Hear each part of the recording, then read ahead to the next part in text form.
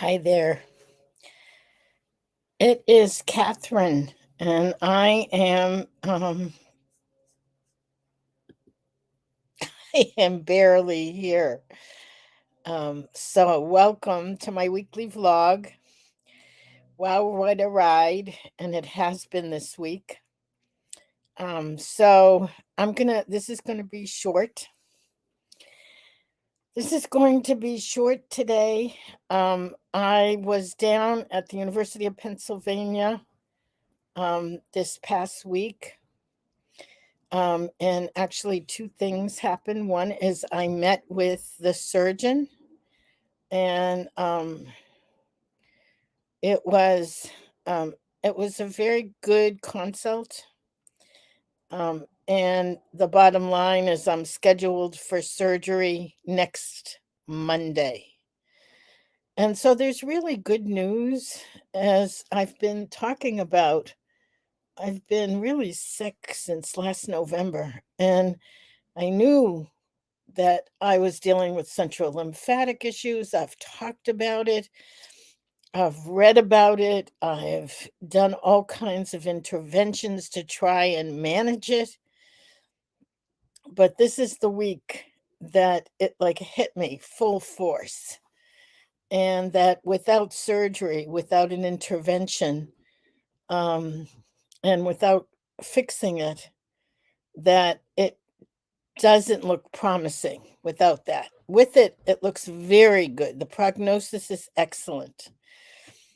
But just going through that process was quite,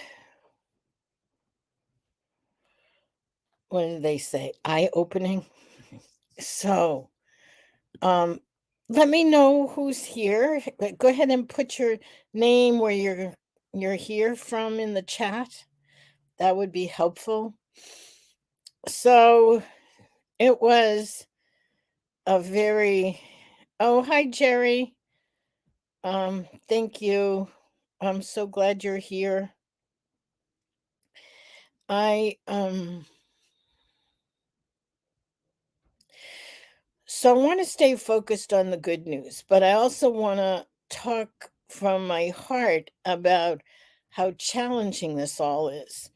So the good news is that there's an excellent prognosis. I have surgery next Monday, a week from tomorrow, October 16th. I stay in Philadelphia or that area for about a week or 10 days. Hi, Diane. Hi, Linda. I'm, and I can breathe again. All this swelling, you've heard me talk about all this swelling. Well, I just have enormous amounts of swelling. I'm going to do a webinar on all of this. I think people should know because I can't be the only one. I know I'm not the only one experiencing this. Hi, Lisa. So, the brain fogginess, which you can sometimes see as I struggle to make the words match.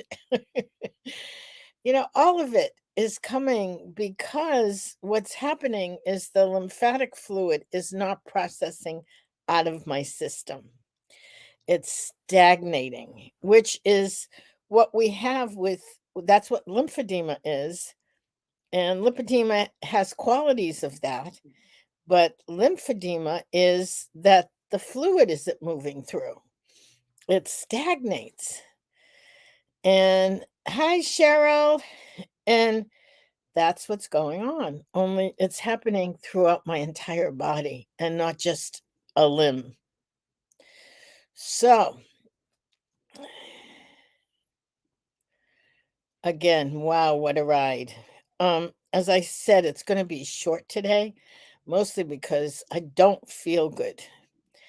I got home from Pennsylvania yesterday, so I've been staying with Akanksha, who most of you know. She's been working with me for years. She's our marketing director and just wonderful.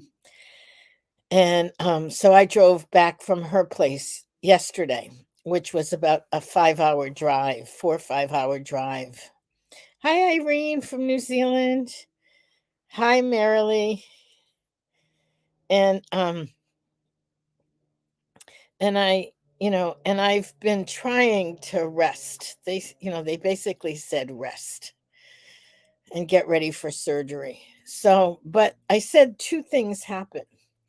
Well, one thing was the meeting and the pre-op with testing and blood tests and all kinds of things at the hospital.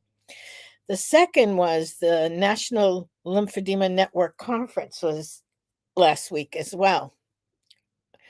And so I was scheduled to give a talk on Friday. I almost canceled it. I mean, not cancel the talk, but my doing the talk. I was on a panel with Dr. Zhang, who is one of the lymphedema doctors from UPenn. The interesting thing about this is the NLN conference was in collaboration with the University of Pennsylvania. They are the one of the most forward-thinking lymphatic centers.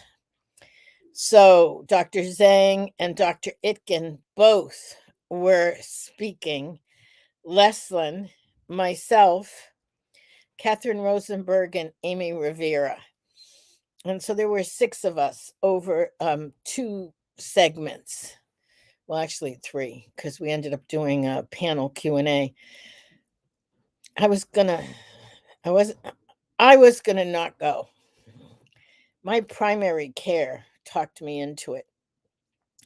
When I left UPenn after meeting with the surgeon and going through all the testing and the whole 9 yards, I was rather distraught. And I was driving back to New Jersey from Pennsylvania, sobbing, sobbing. And then I'm like, really? I have to go through this? Really? The thing that freaks me out, they're going to be making an incision on my neck. Oh my God. And, and then doing what's called a lymphovenous bypass. They, they, um,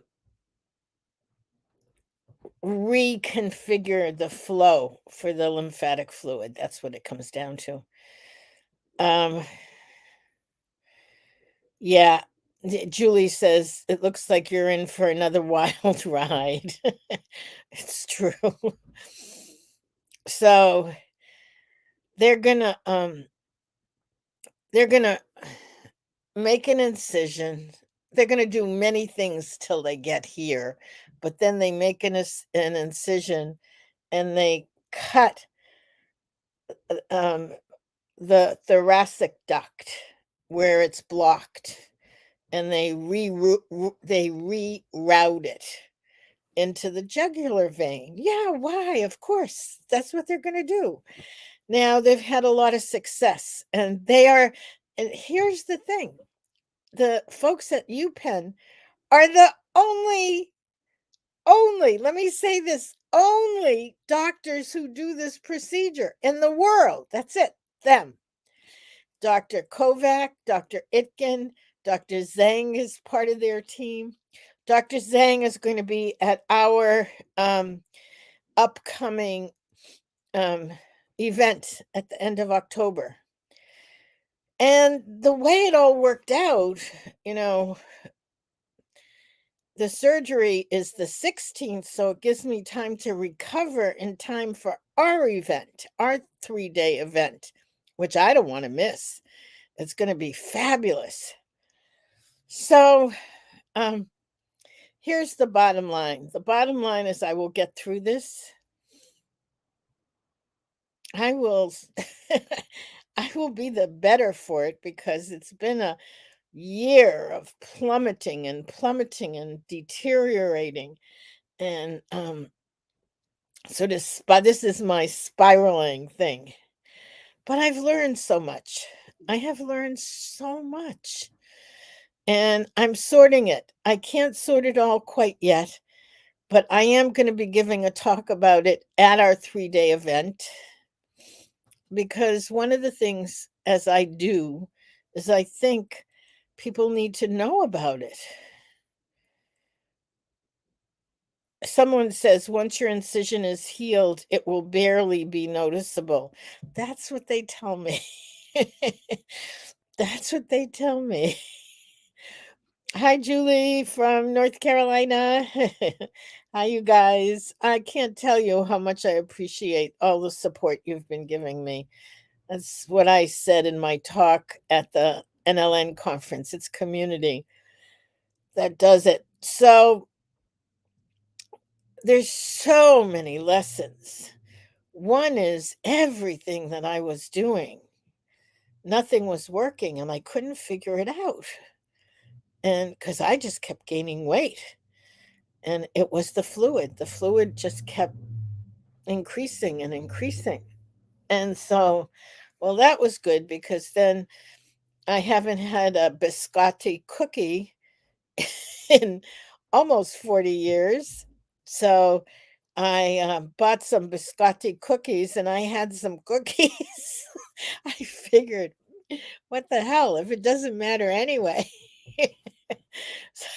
So I had some carbs. uh, so I'm laughing at myself because I watch myself do some of these things and so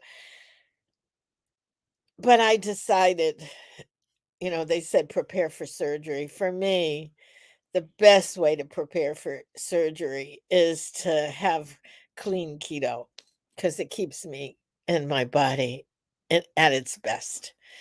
So I, I gave myself today. And then I said, okay, that's it. Done. No more cookies. So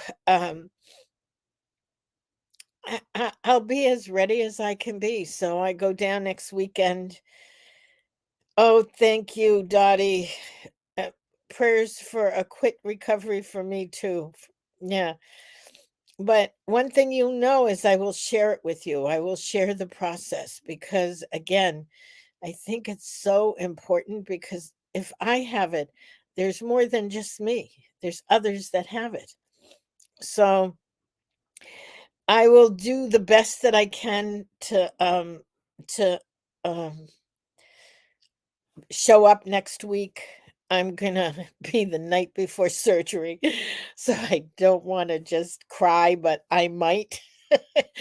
But I'll do the best I just show up, even if it's for a few minutes to check in, because I'll have to be at the hospital, I think, at the crack of dawn the next morning, because the surgery is on the 16th. And then I'm in the hospital for, they say overnight, and then that I should be okay to go home. Well, I have to stay down in the area for a week to 10 days because they have to monitor, they have to make sure everything's okay. And then eventually, towards the end of the week, they'll take out the drains and let me come back to Boston. And by then, hopefully, some of this swelling will be going down. So you can send me love, you can send me thoughts and prayers. You can know that this is all about understanding more about the lymphatic system. And thank you all. Have a wonderful week. And I'm going to turn over and go back to sleep because I've been napping a lot. And I think that's it for this week. Love you all. Thank you for your support. Thank you for your messages. And thanks.